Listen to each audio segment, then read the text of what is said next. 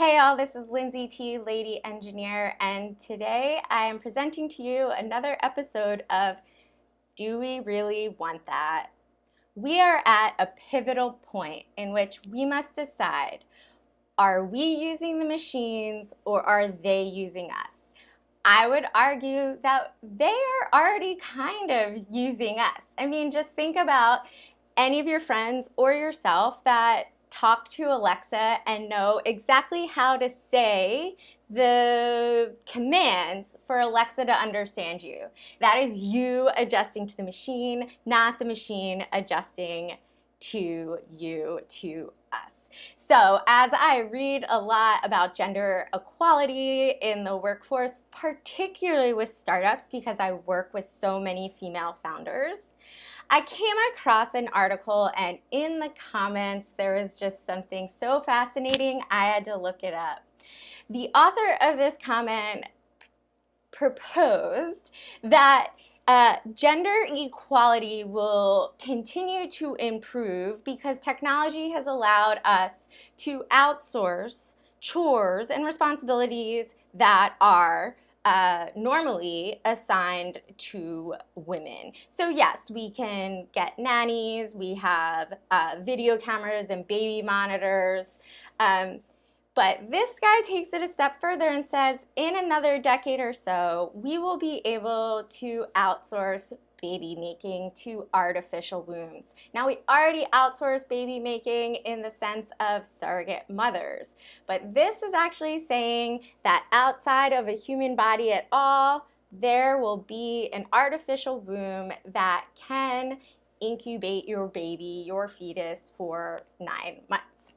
So the question is, do we really want that? Does science know enough about the human and baby development to produce a well-adjusted child and healthy child in an artificial womb? Do we know enough about the connections that are developed between baby and mom, or how all the DNA is transferred?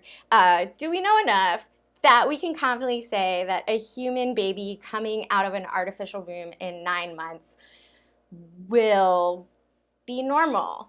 You know, there's lots and lots of concerns and overlap with the debate around abortion. Now, I can tell you this because I did look it up.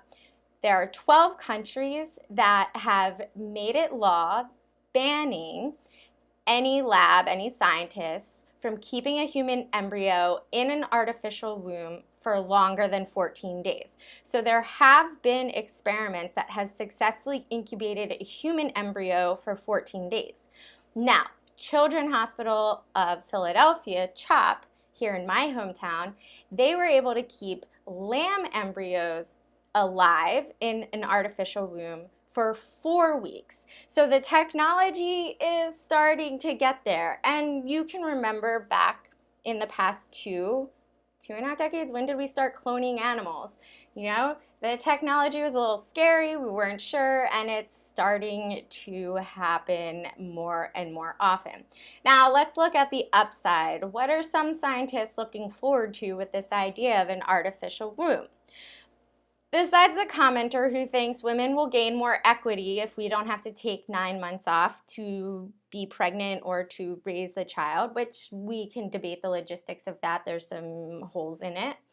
One of the things that scientists are thinking is that we will be more able to fix genetic problems with an artificial womb. So things like, I imagine, Down syndrome, other genetic disabilities and disorders, even just gene editing will be easier outside the artificial womb.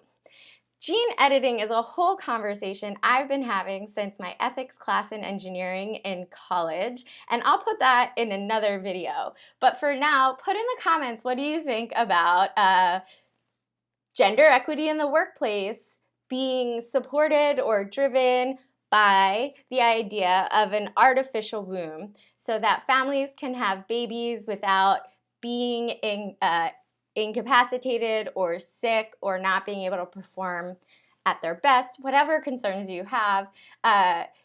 Should we be raising babies in artificial wombs? And can you imagine a future where that is okay, where you are okay with that?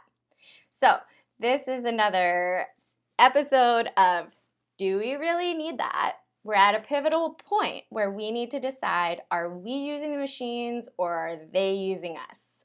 Talk to you later. Bye.